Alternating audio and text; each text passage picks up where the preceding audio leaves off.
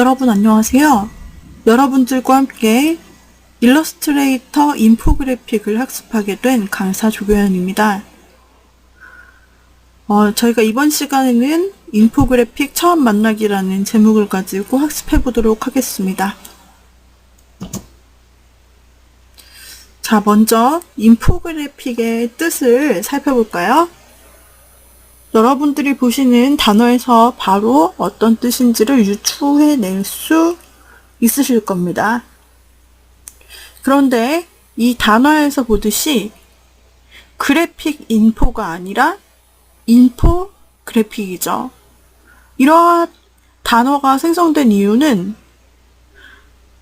그래픽보다 중요한 것은 인포, 정보다 라는 뜻이 함축되어 있다고 생각합니다. 요즘은 인포그래픽이라는 개념과 요소가 우리 모두에게 익숙해지고 주변에서도 흔히 볼 수 있는 것이 되었는데요. 인포그래픽에 대해서 잘 모르는 어떤 이들은 보기에는 그럴듯해 보이지만 정확하게 전달해야 할 내용은 미흡한 경우가 있습니다. 그런 경우에는 인포그래픽이 잘 된 사례라고 할 수가 없습니다. 조금 그래픽이 서투르더라도 그 안에 내용이 우선되어야 한다라는 것입니다. 인포는 인포메이션을 뜻하는 것으로 정보를 의미합니다. 인터넷이나 회사 보고서, 도서관, 신문과 잡지, 그리고 TV 속에서도 정보가 가득합니다. 요즘에는 뉴스를 통해서도 인포그래픽을 쉽게 찾아볼 수 있는데 뉴스에서 그냥 기사만 전달하는 것이 아니라 화면에 훨씬 더 보기 쉬운 도표로, 도식으로, 또 그래프로 사용해서 내용을 직관적으로 알 수 있도록 정리해주는 것을 많이 봅니다. 하지만 정리되지 않고 넘쳐나는 쓸데없는 정보는 누구도 이용하지 않는다는 게 함정입니다. 요즘 빅데이터가 주목받고 있는데 그 이유는 이러한 많은 데이터를 역으로 이용해 가치를 만들어낸다는 데 있죠. 정보는 그림으로 포장된다고 해서 가치를 갖는 것은 아닙니다. 누군가의 목적이나 필요에 따라 정리되고 가공되어 제공될 때 비로소 보통의 데이터를 넘어 가치 있는 정보가 되는 것입니다. 따라서 인포그래픽의 인포는 반드시 그래픽 작업이 들어가기 전에 잘 정리해 두어야 합니다. 그리고 나서 이를 가장 효과적으로 전달하는 방법에 집중을 해야 하는 것이죠. 그 다음 그래픽이라는 단어가 있는데요. 전문가가 아니라면 이 그래픽이라는 단어가 조금 생소할 수가 있습니다. 그래픽을 다루는 학과와 수업이 따로 있을 정도로 그래픽은 전문가의 영역인 것처럼 보이죠? 최근에는 컴퓨터 그래픽에 특화된 다양한 작업물이 쏟아지고 있지만 사실 그래픽에는 일반적인 그리기를 비롯해서 판화, 도면, 지도 등이 모두 포함되는 것입니다. 또한 우리가 일상에서 쉽게 어렸을 때부터 접했던 스케치북이나 색연필, 물감, 또 모는 종이, 팔레트 등을 떠올려 보면 이 다양한 도구가 컴퓨터 속으로 들어가서 원하는 것을 그릴 수 있게 됐다라고 인식하시면 이 그래픽 작업은 어렵지 않게 다가올 수 있을 것입니다. 다만 이 과정에서 컴퓨터에 있는 마우스나 입력 장치를 통해 그래픽을 작업할 때 그 기술은 여러분들께서 간단하게 익히실 필요가 있겠죠. 그래서 이번 강의에서는 저와 함께 이러한 인포그래픽을 위한 일러스트의 기술을 익혀보고 실제로 우리가 인포그래픽이란 어떤 것인지 살펴보고 그 다음에 또한 실습 예제를 통해서 우리가 직접 인포그래픽 요소를 제작하는 과정으로 구성이 되어 있습니다. 자, 가장 대표적인 인포그래픽의 사례를 제가 보여드리도록 하겠습니다. 이 인포그래픽을 사용하실 때 이러한 용어들을 여러분들이 많이 접하시게 될 겁니다. 일단 인포그래픽은 정보 디자인과 아주 관련이 많습니다. 말 그대로 정보를 디자인하는 것입니다. 시각 디자인의 한 분야로 인식되며 인포그래픽과 유사한 개념입니다. 정보를 가공하여 보여주되 누구나 분명하게 이해할 수 있도록 정보의 접근성을 높인 디자인을 말합니다. 단순화, 유형화, 정리, 조율 등의 방식을 이용해 정보의 가치를 높여주는 것이죠. 또한 비주얼 싱킹이라는 생각하는 방법이 있습니다. 펜과 종이를 이용해 화살표나 사람, 말풍선 등을 그리고 여기에서부터 그림 위주로 생각을 전개해 나가는 방식을 말합니다. 오히려 글씨를 모르는 어린 아이들이 더 잘 표현할 수도 있는데요.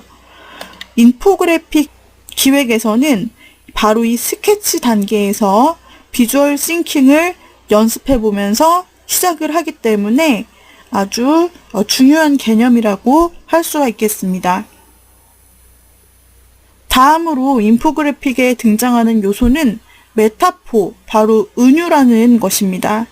메타포는 사물이나 현상 등을 원래 것이 아닌 같은 특성이 있는 다른 것에 빗대어 표현하는 것인데요. 인포그래픽에서 매우 중요하게 사용되는데 눈에 보이지 않는 추상적인 개념을 시각화할 때 사용할 수 있습니다. 예를 들면 데이터 홍수라는 말을 요즘 많이 사용을 하는데요. 많은 양의 데이터를 물이 넘치는 것에 빗대어서 표현한 메타포다라고 할 수가 있겠습니다. 그럼 이러한 인포그래픽은 어떤 적용 분야가 있을까요?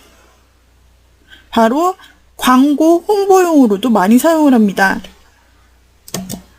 자, 보시게 되면은 이번에는 이제 세탁기를 통해서 그리고 여러 가지 개체를 통해서 전기료와 물 사용에 관련된 정보를 나타내고 있습니다. 전기 요금을 나타내고 있죠. 자, 이러한 형태에는 광고, 홍보 자료이고 또 교육 자료이기도 한데요. 무언가를 알리기 위한 목적으로 사용하는 자료라면 바로 광고, 홍보 자료에 해당되는 것입니다. 인포그래픽을 광고나 홍보에 활용하게 되면은 식상하고 딱딱한 말이나 글을 바로 전달하는 것에 비해서 훨씬 친근하게 대상에게 다가갈 수 있습니다.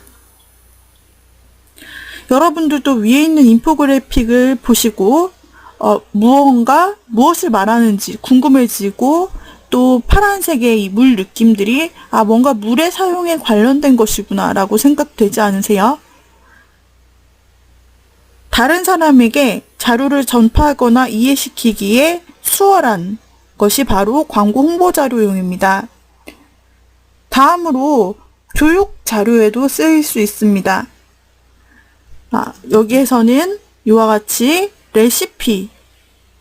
레시피를 음식을 만드는 순서를 한눈에 보기 좋게 바로 순서대로 표현을 해주었어요. 숫자도 친절하게 1, 2, 3, 4, 5 그리고 완성본을 넣어주고 각 단계를 간략화된 그림과 통일성 있는 글자로 표현해서 정보를 주고자 했죠. 음식을 배우는 수강생들도 이러한 자료를 보고 교육 정보를 활용할 수 있게 될 것입니다. 교육 분야에서는 인포그래픽의 활용도가 매우 높습니다. 단순히 이미지를 책에 싣는 것만이 아니라 내용까지 그래픽에 담아 표현해 주다 보면 전달하고자 하는 개념을 좀 더 구체적으로 설명할 수 있기 때문입니다. 또한 실제로 교과서 안에서도 인포그래픽이 많이 사용이 되고요. 특히 지리, 과학, 수학, 생물 같은 항목은 다이어그램과 인포그래픽을 적용하기에 좋다라고 합니다. 또한 보시게 되면은 이와 같이 이력서에도 인포그래픽이 적용되는 것을 알 수 있습니다. 예전에는 인포그래픽이라는 개념이 활성화되지 않았을 때는 그저 이력서에 포맷과 틀이 있고 표가 있고 또 흰색 종이에 검정색 텍스트만을 이용해서 쭉 나열하는 이력서. 그것이 일반적이었을 것입니다. 그런데 요즘에는 창의적인 업무에 종사하는 사람들은 또한 다양하게 자신을 어필하기 위해 깔끔하면서도 도식이 사용된 나만의 그러한 이력서를 제작한다는 것입니다. 실제로 보았을 때 굉장히 열심히 정리하고 준비했다는 느낌을 줄 수 있고요. 자, 지금 보이는 접혀진 이력서를 펴서 한번 볼게요. 자, 보시면은 여기에 무언가 지저분한 과한 요소가 하나도 없이 잘 도식을 정리했고 거기에 포맷도 정해져 있어요. 여기 항목들이 지금 타이틀마다 어떤 것을 표현하는지 잘 설명을 했죠. 기본적인 정보, 이름이나 그 다음에 연락처는 상단에 표시를 텍스트로 해주었고요. 그 다음에 하단에는 두 단으로 나누어서 나의 철학, 그 다음에 나에 대한 인포메이션, 그 다음에 언어의 정도, 그리고 디자인 스킬, 각 툴별로 어느 정도 다룰 수 있는지를 한눈에 쉽게 알 수 있게 표현을 해주었습니다. 그 밖에 다른 프로그램 스킬, 그 다음에 하단에는 경력을 시간의 순서에 따라서 간단히 알 수 있게 주요 경력과 내가 맡은 직무를 표시를 해두었습니다. 자, 이와 같이 확대해서 본 모습입니다. 자, 여러분들도 이러한 이력서를 만드실 수 있다는 겁니다. 자, 볼게요. 또 다른 이력서입니다. 이번에는 컬러가 들어가지 않고 흑백으로만 작성된 이력서예요.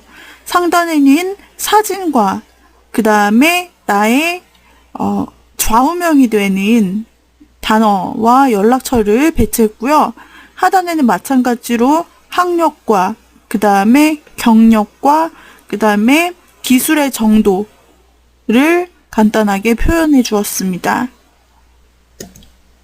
자, 확대하여 자세히 살펴본 모습입니다. 그래서 양력을 자세히 상단에 간단하게 넣어 놓았고, 그 다음에 각 툴별로 점 5개를 표현해서 5개 중에 몇 개까지 내가 다룰 수 있는지, 그 다음에 나의 개성을 이와 같이 막대 그래프로 표현을 했는데요. 크리에이티비티, 창의성이 많은 편, 그 다음에 사회적 스킬도 높은 편으로, 그 다음에 리더십은 비교적 낮고, 그리고 패션 열정은 가득 차 있다. 이것을 그래프로 굉장히 재미있게 표현해서 이 사람이 어떤 성격을 가진 사람인지를 바로 알 수 있게끔 만들어 주었네요. 그리고 자신의 그 SNS를 하단에다 넣어 주었어요. 그래서 트위터 밑에 주소, 그리고 각 비엔스 주소, 그리고 각각 필요한 항목들을 SNS에 대한 아이디를 넣어서 필요하면 이 부분으로 들어가서 포트폴리오를 볼 수 있게끔 안내해 주는 것입니다. 자, 또 다른 이력서들입니다. 이렇게 도식화해서 정리를 했죠. 여러분들이 꼭 그래픽에 관련된 업종이 아니시더라도 이것을 응용하여서 나의 업무 스킬이 어느 정도 되는지를 한눈에 알 수 있도록 스킬 세트를 만들 수 있고요. 그 다음에 반드시 이력서에 들어가게 되는 나의 경험, 실무 경험, 그 이력을 여러분들이 일반적인 텍스트로 쭉 나열하는 것이 아니라 바로 이와 같이 이모티콘을 사용해서, 그리고 연도, 그리고 직무를 한눈에 알 수 있게 이렇게 가로형으로 주요 업무를 표시하고, 하단에 아까 우리가 봤던 것처럼 이러한 형태로 나머지 주요 직무가 아닌 시간별 직무로 쭉 표현을 할 수도 있겠죠. 연도, 점, 옆에 텍스트. 이와 같은 형태로 여러분들이 필요한 부분만 충분히 응용을 하실 수 있을 것입니다. 그 다음에 여기에서는 자신의 좋아하는 것, 자신에 대한 개인적인 것들을 이력서에 이렇게 넣었어요. 그래서 어떤 것들을 좋아하는지 이 이모티콘, 이 아이콘을 보면 바로 직관적으로 글씨가 필요 없이 알 수 있죠. 그쵸? 우표 모으는 걸 좋아한다. 우표 모양. 그 다음에 차, 커피를 좋아한다. 사진을 좋아한다. 여행을 좋아한다. 그 다음에 책 읽기를 즐기고 그 다음에 패션에 대해서도 매우 관심이 많다라는 사실을 어필하고 있습니다. 여기에서는 연락처를 이와 같이 아이콘을 넣어서 휴대폰, 이메일, 비엔스를 넣었습니다. 비엔스 대신 자신의 홈페이지를 넣어도 되겠죠? 오른쪽은 또 다른 사람의 이력서입니다. 여기에서는 자신의 사진을 배경으로 해서 아주 창조적으로 만들어 놓았는데요. 이 역시 인포그래픽의 한 종류라는 것을 제가 말씀드리는 겁니다. 아까는 광고, 정보, 교육이 필요하다라고 말씀드렸는데 이렇게 공식적인 서류를 사용함에도 있어서 또 제안서를 사용함에도 있어서 인포그래픽은 아주 많이 들어가죠. 파워포인트를 사용할 때, 제안서를 사용할 때, 기획서를 만들 때 이럴 때 빠짐없이 들어가는 것이 바로 도식이고 그 도식의 구성을 통해서 내가 하고 싶은 말을 효율적으로 전달했다면 그것이 바로 성공적인 인포그래픽이 된다라는 것입니다. 여기 이 이력서는 실제로 뇌의 위치, 머리의 위치에다 뇌 그림을 그리고 내가 생각하는 것들을 적고 심장을 하트로 표현해서 나의 마음, 내 성격이 어떠한지를 또 손 부분에는 마우스로 클릭해서 할 수 있는 작업을 나타내었고요. 아주 아이디어가 너무나 좋아요. 자, 이와 같이 표현을 해준 모습들입니다. 자, 그 밖에 이력서 역시 보시게 되면은 그래픽, 인포그래픽을 통해서 정보를 직관적으로 전달해 줍니다. 규격화된 이력서를 요청하지 않는다면 여러분만의 인포그래픽이 들어간 이력서를 직접 한번 만들어 보시고 활용해 보시는 것도 큰 임팩트를 남기는 방법일 수 있겠습니다. 오른쪽 이력서에서 주목해 볼 것은요. 다른 것은 앞에랑 비슷한데 하단에 왼쪽에 보시면 글자들의 크기와 그 다음에 글자의 진하기 정도로 어떤 키워드를 나타냈다는 건데요. 이렇게 텍스트만으로 정보를 전달하기도 합니다. 여러 가지 텍스트를 나열하는데 이 중에서 조금 덜 중요한 것, 비중이 적은 것은 작은 글씨로 옅은 색상으로 표현하고 조금 더 중요한 것은 중간 크기로, 그 다음에 아주 중요한 요소는 큰 글씨로 표현해서 이렇게 인포그래픽을 전달하는 것, 이것도 기법 중에 하나입니다. 자, 이와 같이 다양한 요소의 인포그래픽이 정의가 되고 있고요. 또한 중요한 요소는 흐름이 있는 글을 긴 텍스트가 아닌 인포그래픽으로 정리하는 것이 중요하다는 것입니다. 아까 보았던 기술 경력을 연도별로 정리하는 것처럼 일정, 연역, 소설, 시나리오, 레시피, 순서도, 여행기 같은 흐름이 있는 시간이나 순서가 포함되는 변화가 있는 그런 항목입니다. 시작과 끝의 형태를 염두에 두는 것이 중요합니다. 그리고 빠질 수 없는 것이 바로 그래프와 차트이죠. 그래프가 빠진다면 인포그래픽이라고 하기가 부족할 것입니다.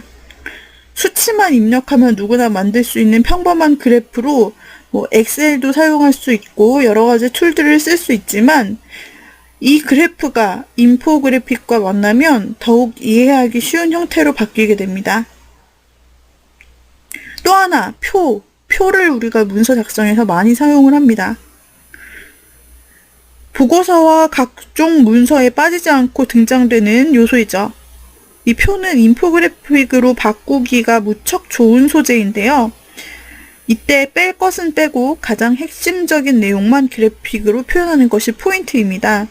이때 텍스트의 많고 적음이나 숫자의 있고 없음은 중요한 것이 아닙니다. 또 매뉴얼도 인포그래픽이 많이 활용되는데요. 사실 실생활에서 가장 가깝게 볼 수 있는 인포그래픽이 설명서 그리고 안내서입니다. 예를 들어 처음 사용해보는 상품은 설명서에 나온 대로 조작해야 바르게 쓸 수 있죠. 이렇게 해서 이번 시간 우리가 인포그래픽의 개념에 대해서 살펴보았습니다. 다음 시간 이어서 학습해보는 시간 갖도록 하겠습니다.